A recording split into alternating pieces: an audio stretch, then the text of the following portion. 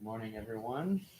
We are going to start with the morning bell chant, which you can find on page 3 if you want to follow along.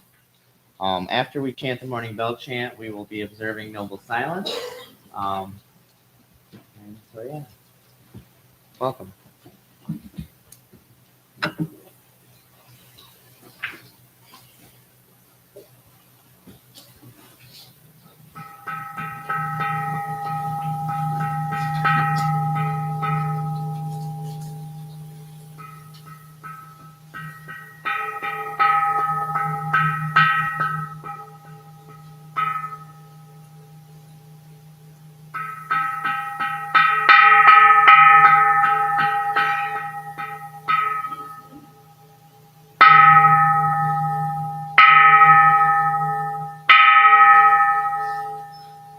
Vowing that the sound of this bell pervades the universal Dharma realm, bringing luminous white light to the black iron perimeter of hell, removing in an instant the suffering caused by the 3 evil ways.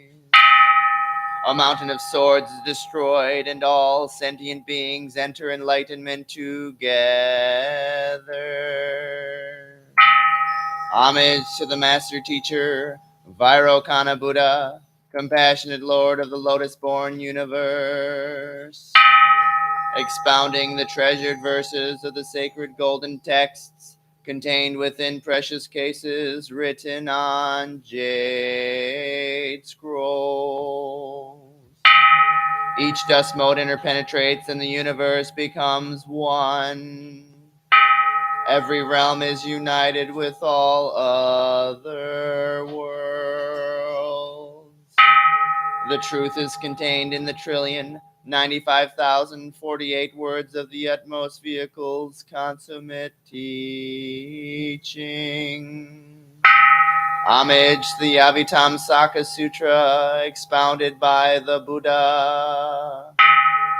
To understand the Buddhas of endless time, just penetrate this phrase. Everything is created by mind alone.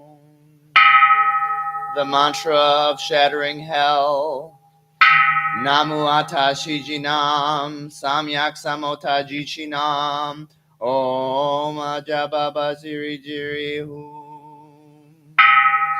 Namo Ata Shijinam Samyak Samota Jichinam Om Ajababa Jiri Jiri Hum. Namo Atashijinam Samyak Samota Jichinam Om Amna Jababa Jiri Jiri Hum.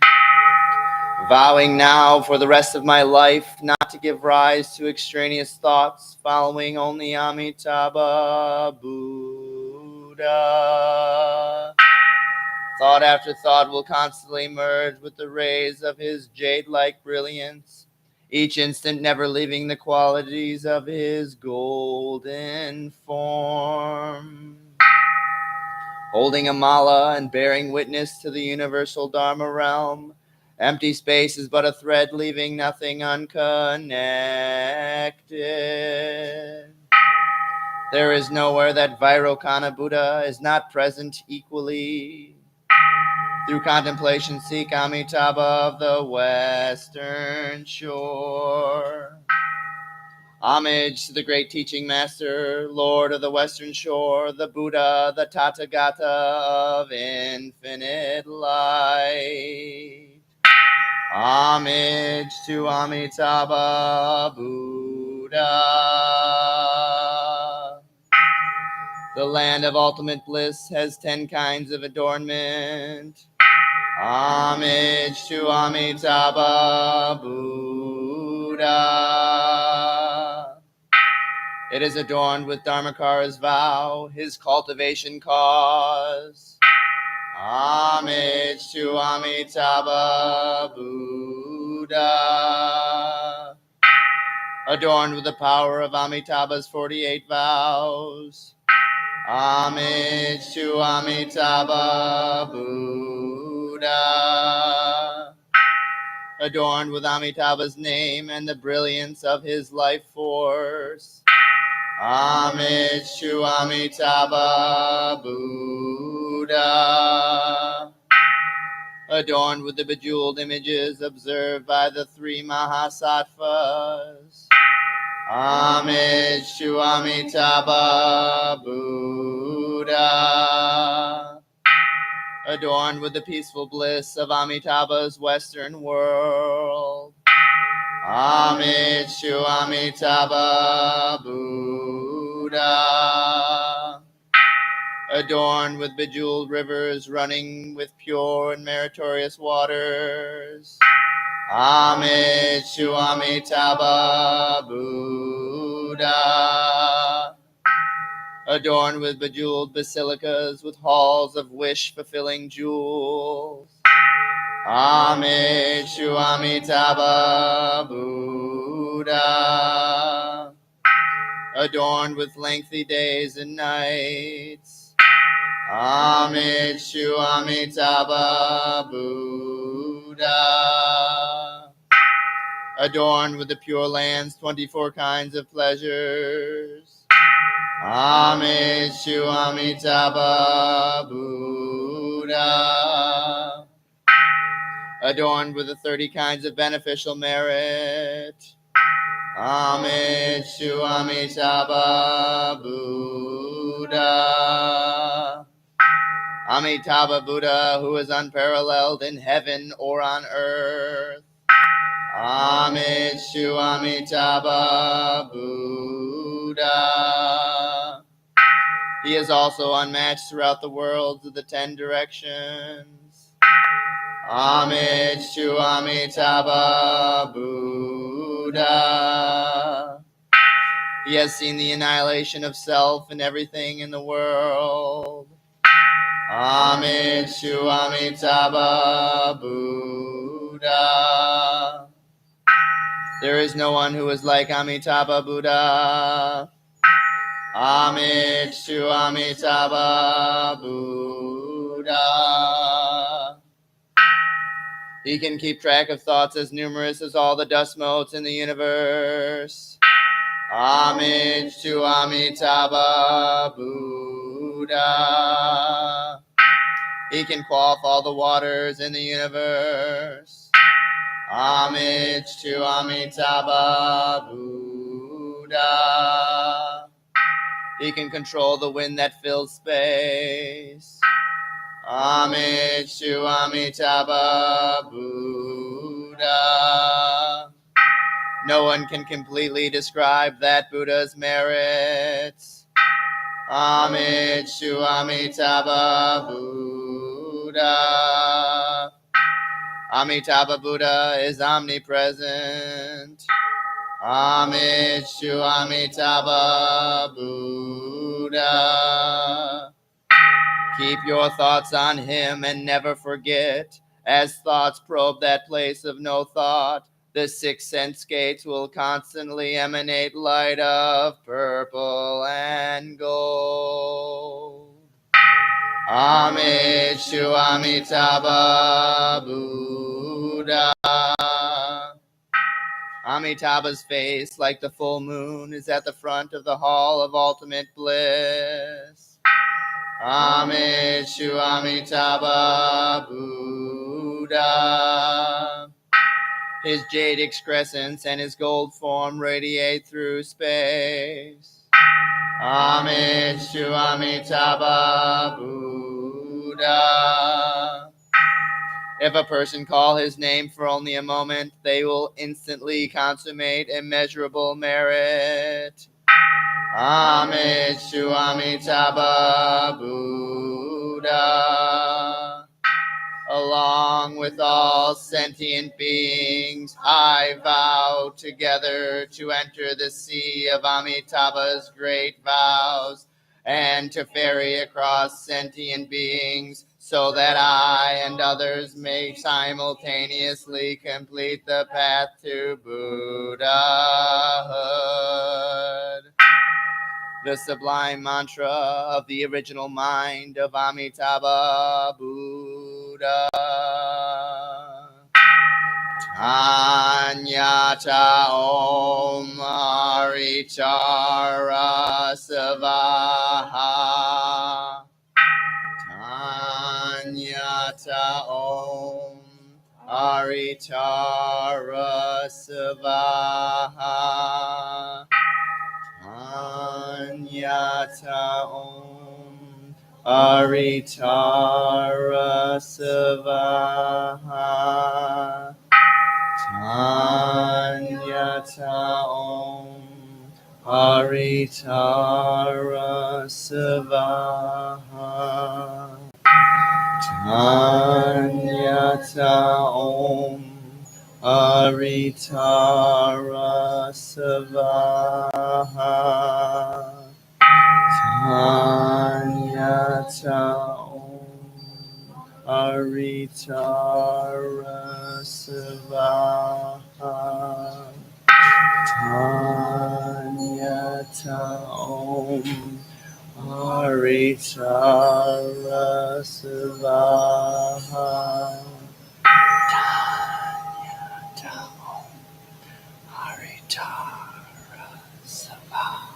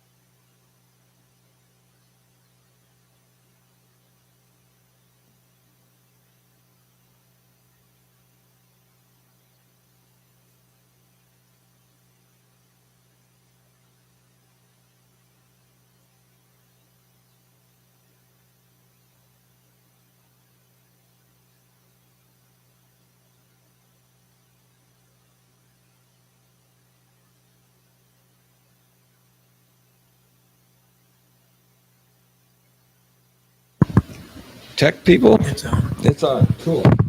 Thank you.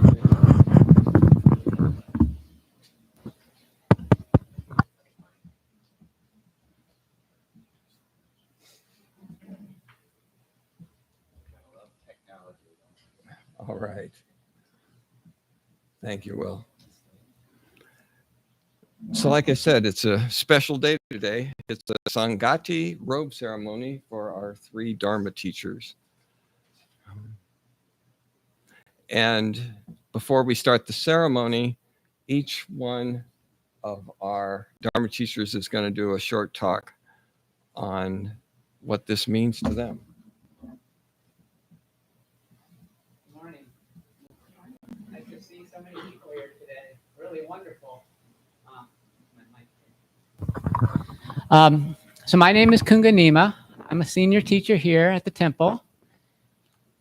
And when we are planning this ceremony, which is the accumulation of basically a year's worth of sort of training and preparation, Yong asked us to talk a little bit about, to start us off with, what the year of cultivation has meant to us. So you may remember that it was about a year ago. Well, it was a year ago yesterday, because it was the day, today's my birthday, it was the day before my birthday, that we were ordained as Dharma teachers, myself, Igisu, and Gaje-su. Shin-kyu was actually ordained as a Dharma teacher a little bit before that, I think, by Shuji through the Soto Zen tradition. So Shin-kyu will not be participating in getting a robe today because he's going to be getting a robe from Shuji, I think, later on in the fall. Yeah. So, but we're glad to have him helping out today. He is a member of the Dharma Council. We're able to have people, because of the nature of our temple, we have people on the Dharma Council who don't necessarily get ordained through the temple because we're pretty young as a temple. So when I came here to become ordained a year ago, I was pretty new to the temple. I've been training with Amko and Yong for just about 18 months. I had taken my Buddhist layperson vows back in 2011, so I wasn't brand new. And I'd also probably started studying and learning about Buddhism back in 2000. So I guess I'm kind of slow.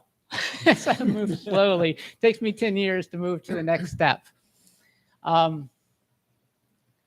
So talking about my challenges over the last year, I think so basically I had 2 roles. I was senior Dharma teacher working with the council, but also just a Dharma teacher, presenting talks here at the temple. And I think the presenting talks was the biggest hurdle for me, because I don't like to be in front of people, and I don't like to be the center of attention. I don't like to give lectures and talks. And my wife says, yeah, you say that, but then you always put yourself in a situation where you have to do it. So I guess it's something I feel like I need to practice. So I would practice a lot. A couple of weeks ago, I gave a talk about resolutions. And the idea was that when we make resolutions, there's 2 parts to it. There's like this spiritual aspiration. And for my Dharma talks, it was like this idea that I wanted to bring these Dharma talks into our everyday lives, but I also wanted them to be also deepening for our spiritual practice. And it's kind of like a trick. Like, we have people here who don't know very much about Buddhism, and then we have people who've been coming here for 10 years. So trying to sort of hit that like Goldilocks area. That was my spiritual aspiration.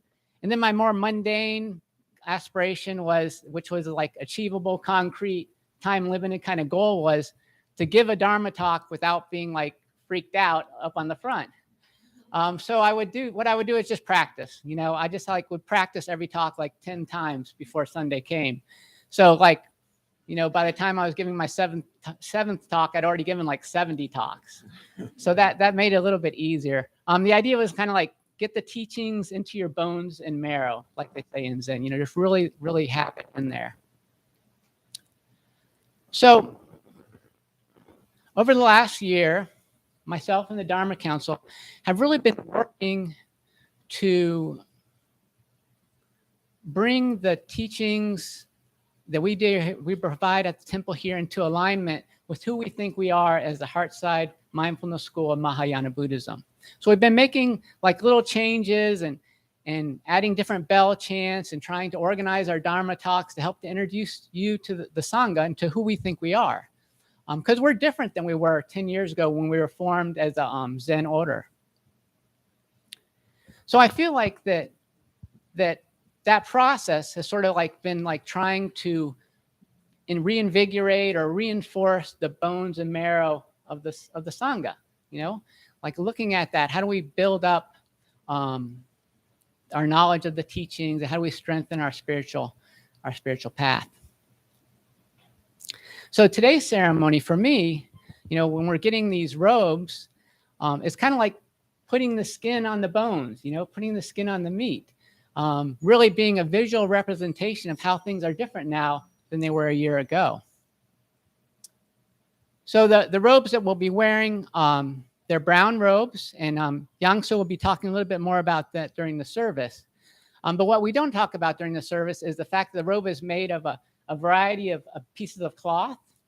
And the tradition of that goes back to the original Buddhist robes were made from rags, like recycled rags. The monks would go out and they had a whole list of materials that were appropriate, fabric taken from the charnel grounds, off of dead bodies, fabric that was thrown away, fabric that had been chewed on by rats or other animals. These fabrics that no one else was going to use, they would find a clean part, cut it off, wash it, and then they would sew it into their robes.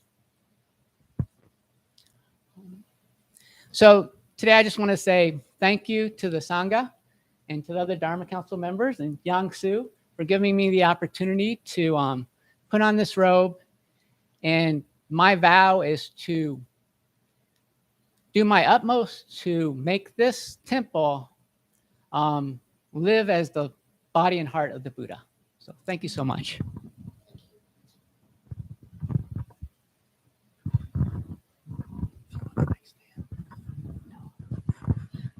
Good morning, everyone. I'm Igesu. Thank you, Kunga, for that. That was really lovely way to start our ceremony. So, as he mentioned, we are to talk about what this last year is meant for us as Dharma teachers, as our ordination happened a year ago yesterday. And what this robe means to us. And as I was thinking through my past year, I've relied a lot on writing my talks beforehand and really organizing my thoughts and hoping that I can organize things well enough to get my message across. And so today my challenge is not doing that and just speaking from the heart. So if you've seen the film Kung Fu Panda, Master Shifu says to everyone, I can't remember the rat's name. No, not Po, to the rat, to his teacher. I think they called everybody Shifu. But I think you're right. Oogway, it's Master Oogway. Thank you. Master Oogway says to Shifu. So Oogway says, yesterday is history, tomorrow is a mystery, and today is the present. That's why it's called a gift. And when I think about the cultivation of this last year, that's exactly what it has been. This moment, this very moment, sitting here with you all and celebrating the Buddha's teachings coming to life.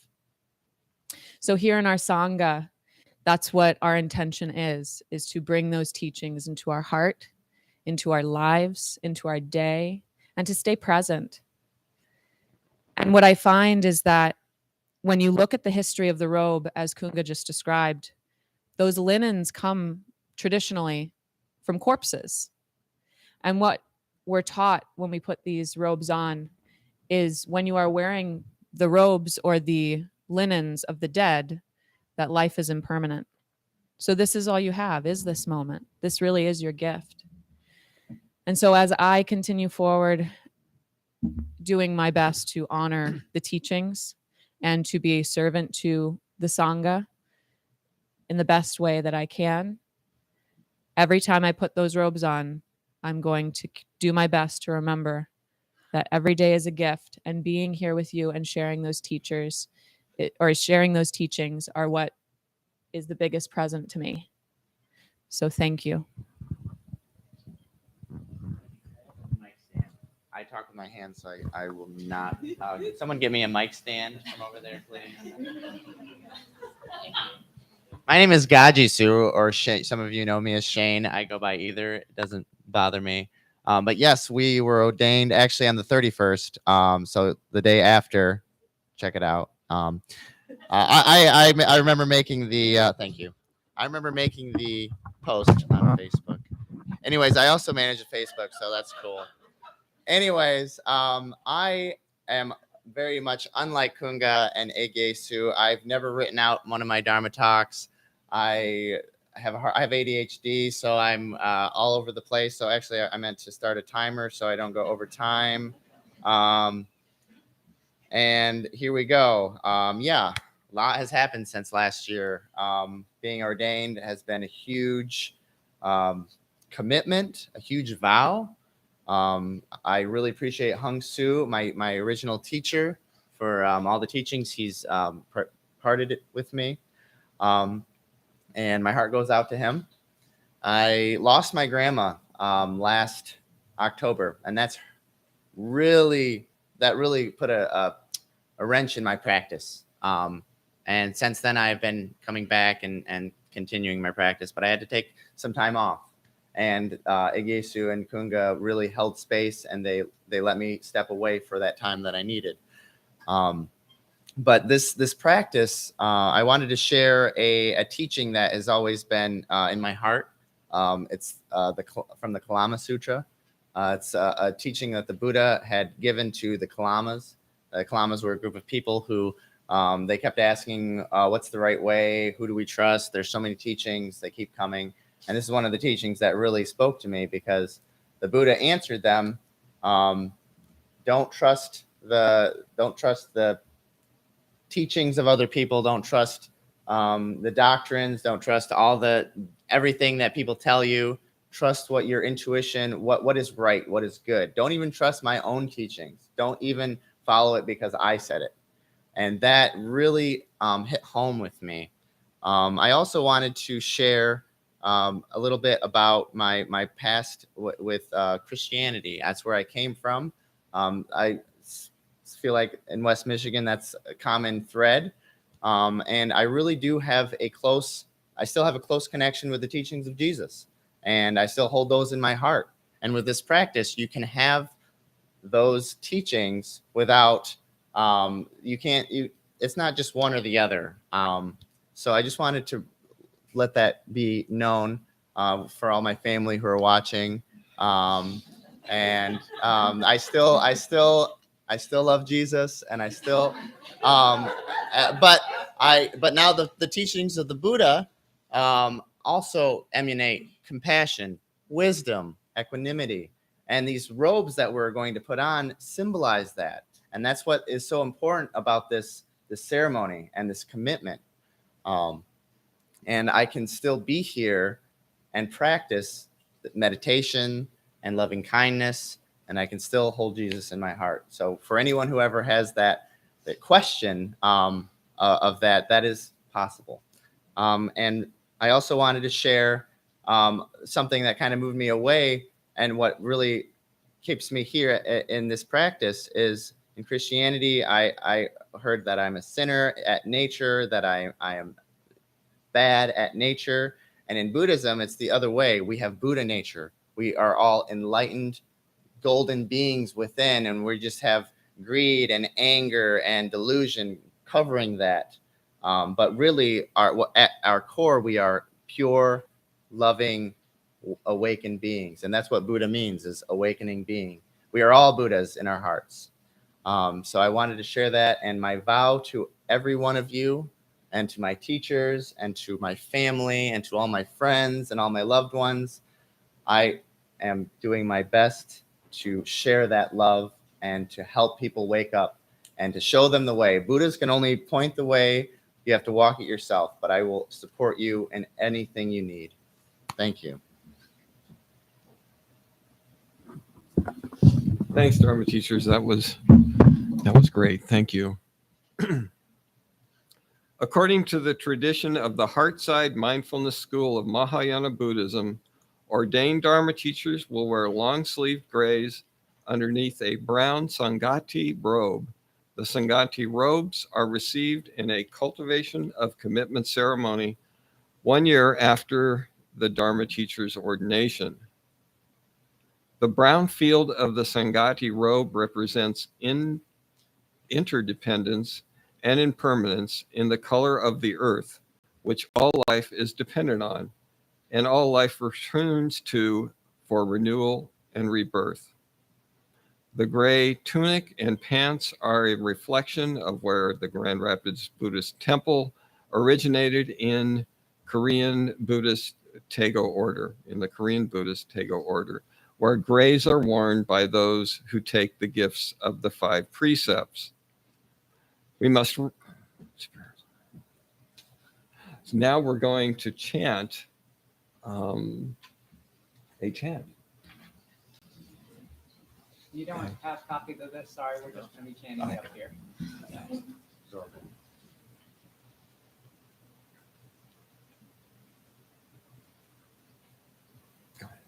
We must realize that the Sanghati Robe is what all Buddhas revered and devote themselves to. It is the body of Buddha. It is the mind of Buddha.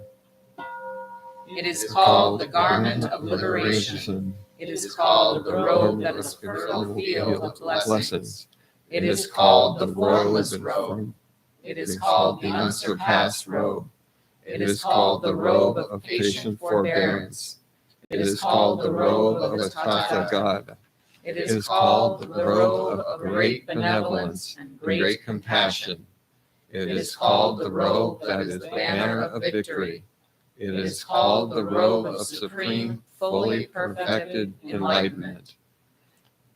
Truly, in these ways, we should accept it, keep to it, and humbly raise it above our heads. Because it is spoken, it is not something to be altered to make it conform to some personal fancy.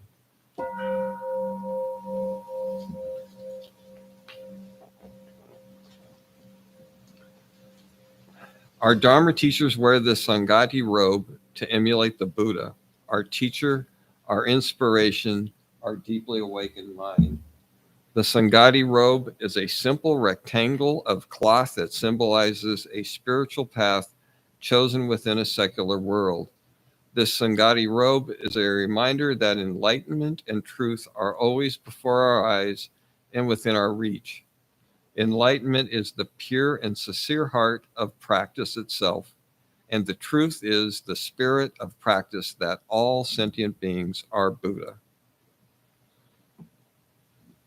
Okay, please stand.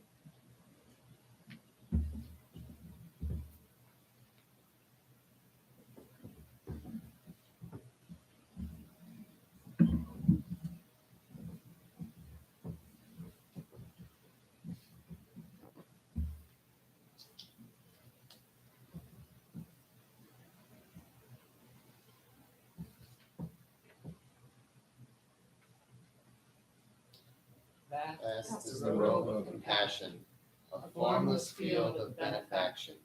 I wear the Buddhist teachings for the benefit of all sentient beings. Vast is the robe of compassion, a formless field of benefaction. I wear the Buddhist teachings for the benefit of all sentient beings. Vast is the robe of compassion, a formless field of benefaction. I wear the Buddhist teachings for the benefit of all sentient beings.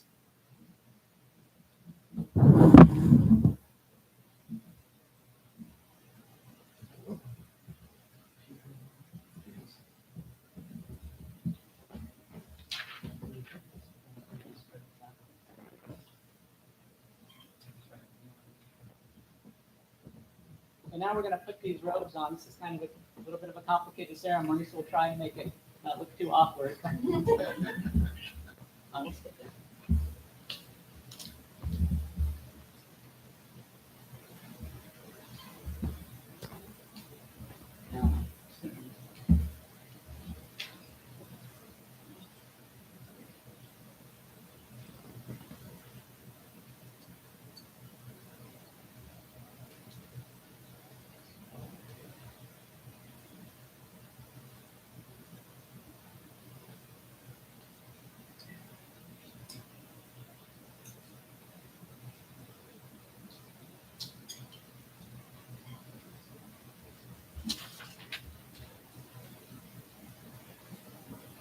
We wear these robes to emulate the Buddha. May we follow the path of simplicity and attain awakening.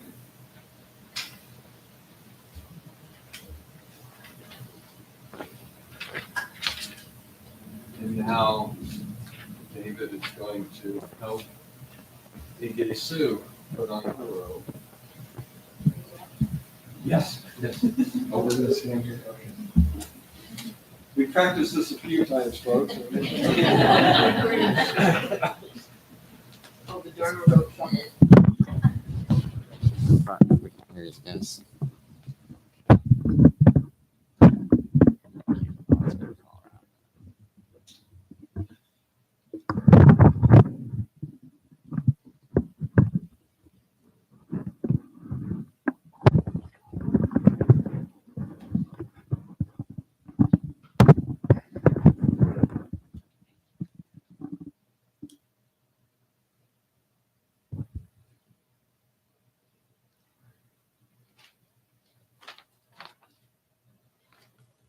We wear these robes to emulate the Buddha.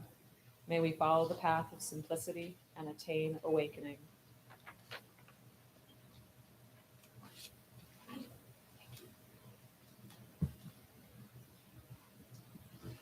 Ellen, my Dharma mother.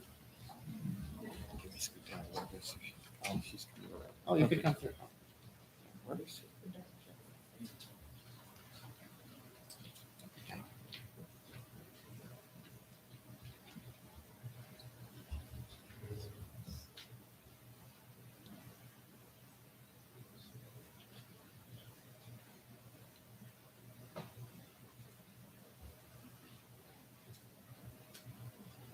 As in what Kaji-su told us, he hasn't practiced this very much at all, just today. So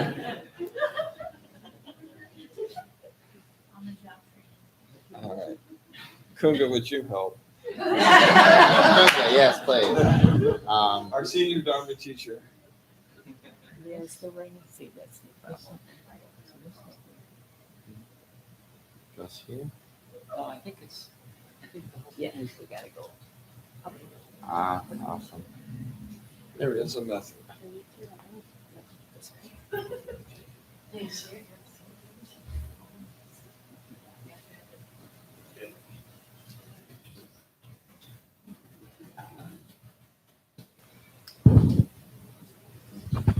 a village. Takes a village, a whole sangha. Oh, there goes my clip. This is the problem child. I don't. Is it backwards? Oh, it's upside down. Okay. There. One more time. No, where's my word? Oh. Hang on. Yeah.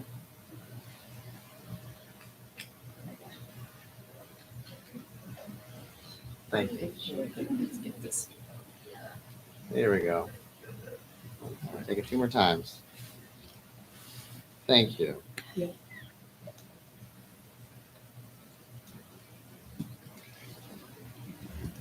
Now, And We wear these robes to emulate the Buddha. May we follow the path of simplicity and attain awakening. It was amusing. It's also very serious. Yes. So both are true. Middle way.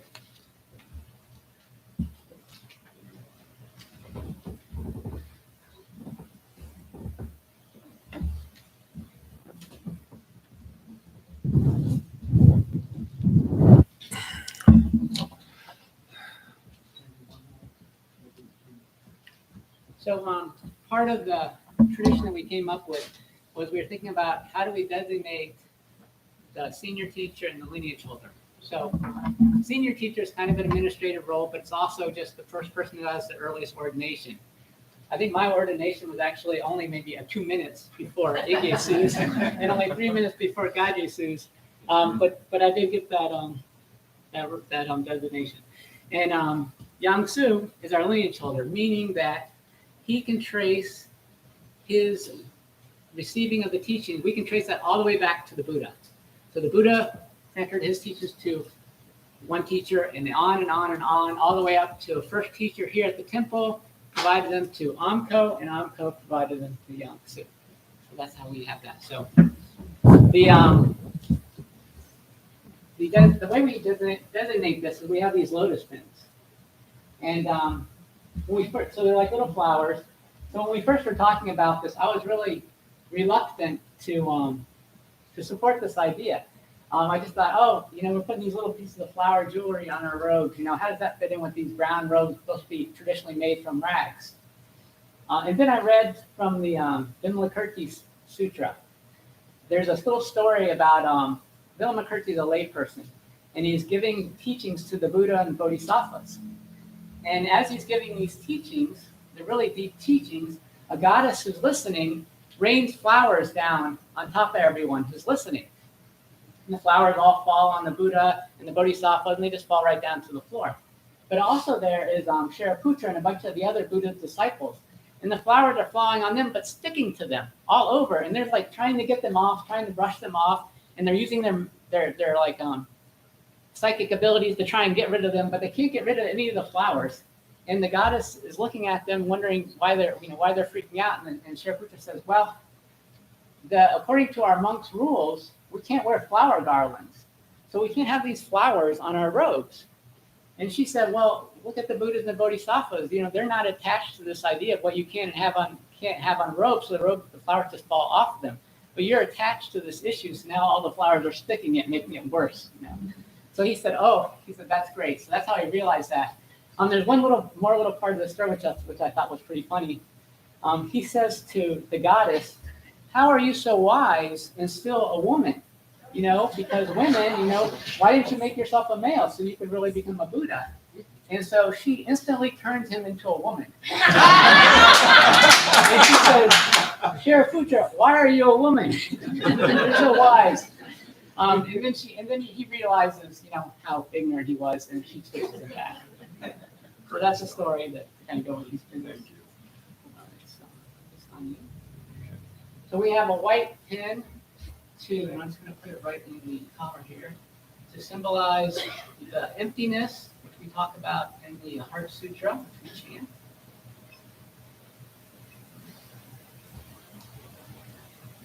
And then we have a yellow covered pin to just symbolize the traditional saffron robes that the Buddha wear.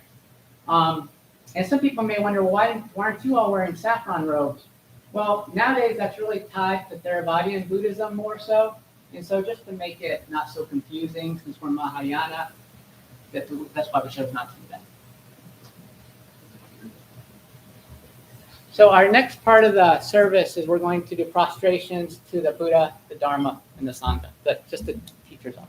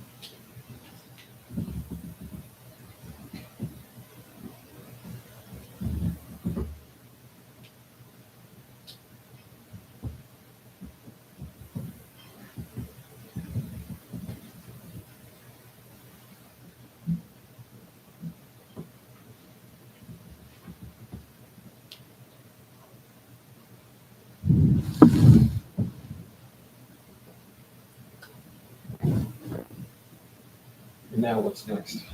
Sitting meditation period. Yes, okay. We will do a short sitting meditation. And it begins and ends with 3 strikes at the bowl. If you aren't familiar with meditation, the simplest way to start is just counting your breaths from 5 to 0 and then back to 5. And try to sit with a good posture while doing it.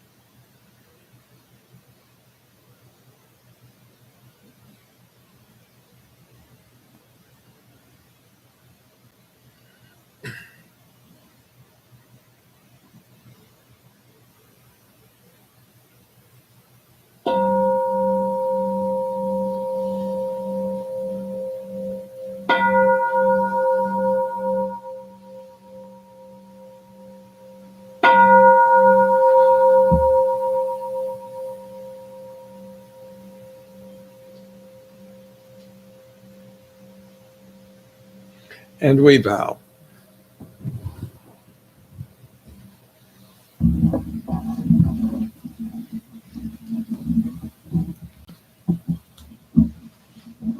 Now it's time for announcements. Are there any from the Sangha? Oh, we're going to do joys and concerns. Oh, Joyce, thank you. Wow. So that was the time for joys and concerns. If something is lightening your heart or putting it the other way, darkening your heart for some reason or struggling. So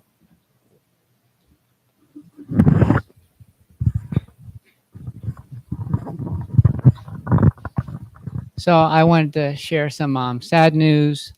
I've been talking about my mother-in-law for probably like the last year. Last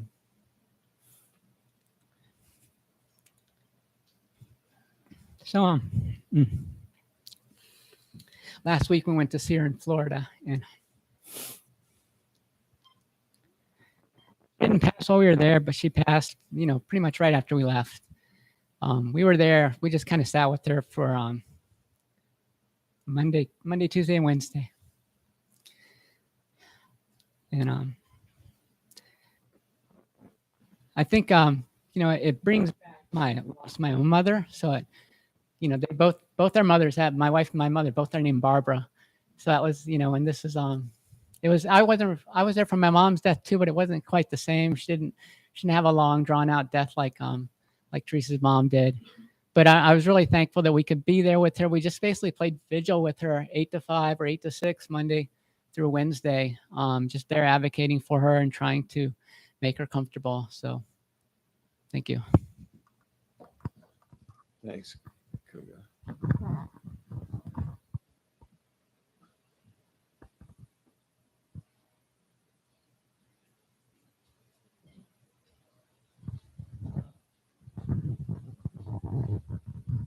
Well, I have a joy because I'm here. A month ago, I had heart surgery, and I felt all of your positive energy and metta and good wishes coming my way, and it obviously helped. And it's just a joy to be here and be with you all. So thank you. Glad you're back.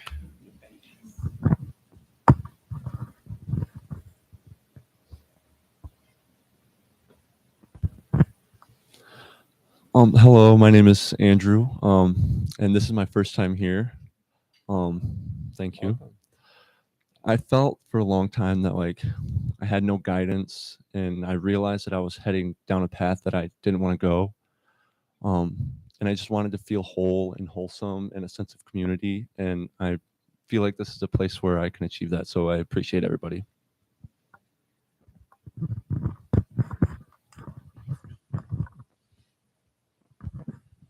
Hello. My grandmother is in a rehab after a hospital stay, and she gets to come home tomorrow. So she's really improved and just doing so well. I'm so thankful for that.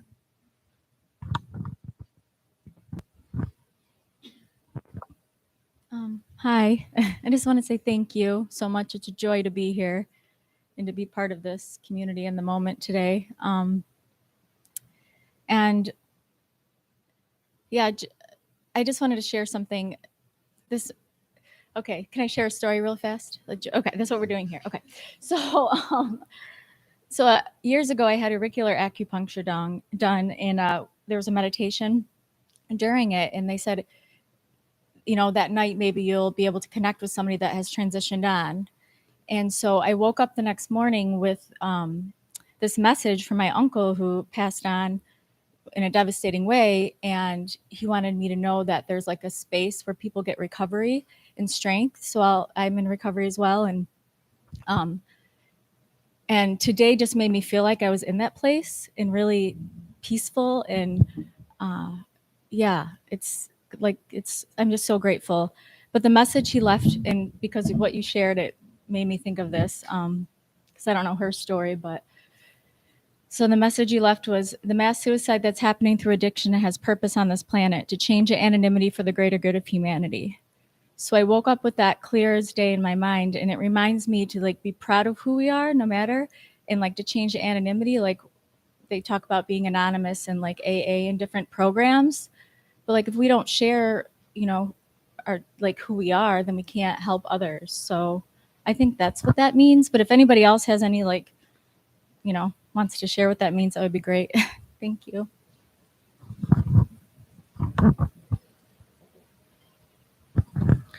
Hi, all. So I don't know how much I can share because there's a very sensitive potential legal matter involved. But a couple of, like, about a year and a half, 2 years ago now, a young man in my building suffered a very violent murder. And I may have the opportunity to help get justice for him, but it's a very scary thing to do. So if you can just keep me in your thoughts.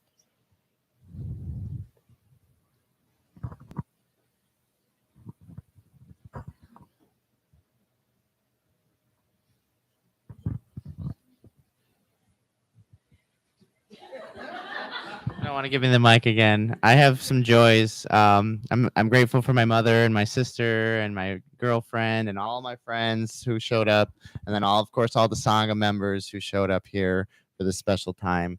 I'm just really grateful that a lot of good things are happening in my life, and I have so much joy in my heart for Yong Su and Igye Su and Kunga and Shin Kyun. It's just, and David, everybody. I could list off the names. Just so grateful for you to hold space, and I'm grateful for our recovery program here, and to be able to lead it. I am 15 days sober from marijuana, which is a huge deal for me. So thank you.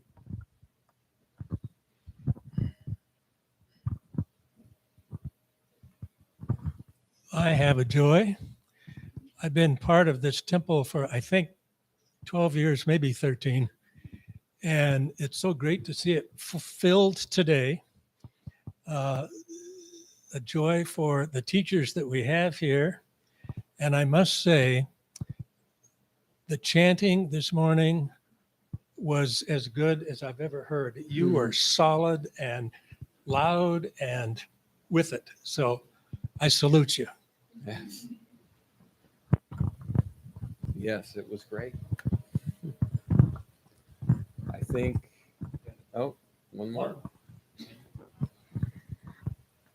Hi, my name is Joey. And I have a concern, but also a joy. A couple months ago, my great grandpa passed, and I felt his presence. And now he is a sparrow singing in the trees in our backyard, and he comes to my bird feeder every morning.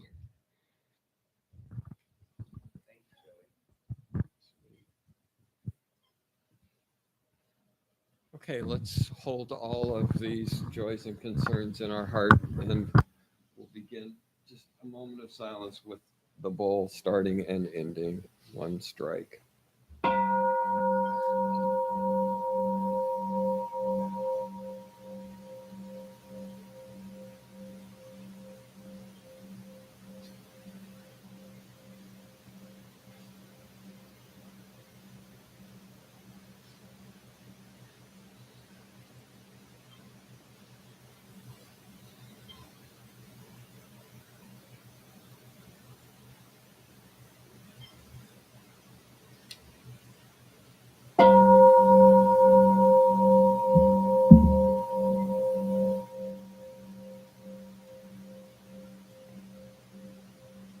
We bow.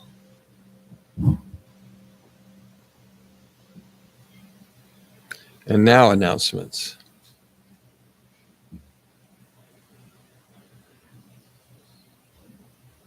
Good morning, everyone. My name is Kate or Ambo. They can't see you. You can stand in front. You can stand in front of me. Yeah, that's fine. Oh. Good morning, everyone. I have a couple of announcements.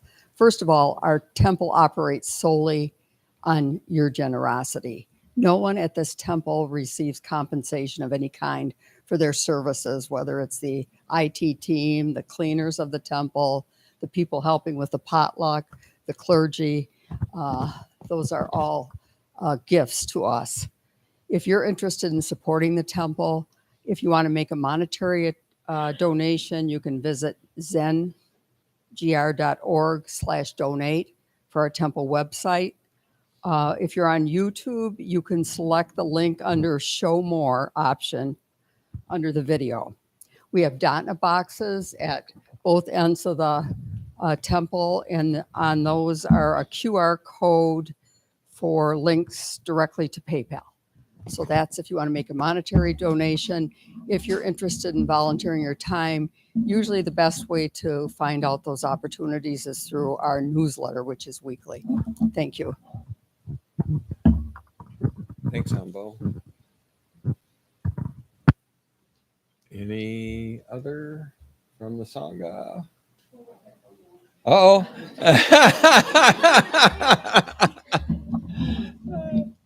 This is mainly for the people here. Tomorrow we'll be cleaning the temple. Volunteers will come and clean it. And so we need the temple, the Dharma hall cleared. So if you could help with that, all mats and cushions will go in the closet behind the curtains there. And the folding chairs and benches will go, after you put the mats and cushions in, will go in there and then in that little cubby hole there. So. Oh, okay. Oh, should they bring some down for the potluck or not? Oh, okay. So if you want to bring some of the chairs downstairs for just because we're having a potluck afterwards, so you'll have a place to sit. Okay. Did everybody hear that? Just the cushions. Okay. And the benches? Okay. There we go. Okay. Thank you. So, and if you didn't bring something for the potluck, please come. There's always good food and plenty of it. So, okay. July announcements. Our board of directors meets, oh, that's already passed.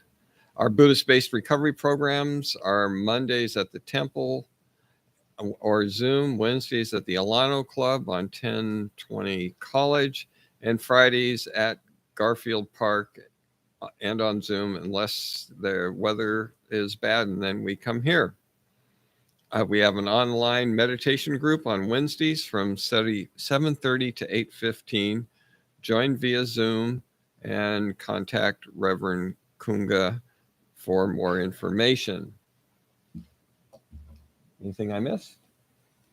All right, we'll stand for our clothing gathas, which, if you can turn the page.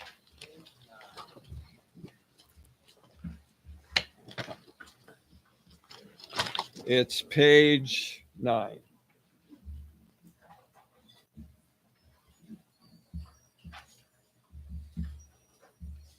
Together we say, for all unskillful actions ever committed by me since of old, on account of my beginningless greed, anger, and ignorance, born of my body, mouth, and thoughts, now I atone for them all. Vast is the robe of compassion, a formless field of benefaction. I wear the Buddhist teachings for the benefit of all sentient beings. All beings, one body, I vow to liberate. Endless blind passion, I vow to uproot. Dharma gates without number, I vow to penetrate. The great way of Buddha, I vow to attain. And now if the left side would turn and face the right side, and we will give each other a bow. Thanks, Sangha. Thank you.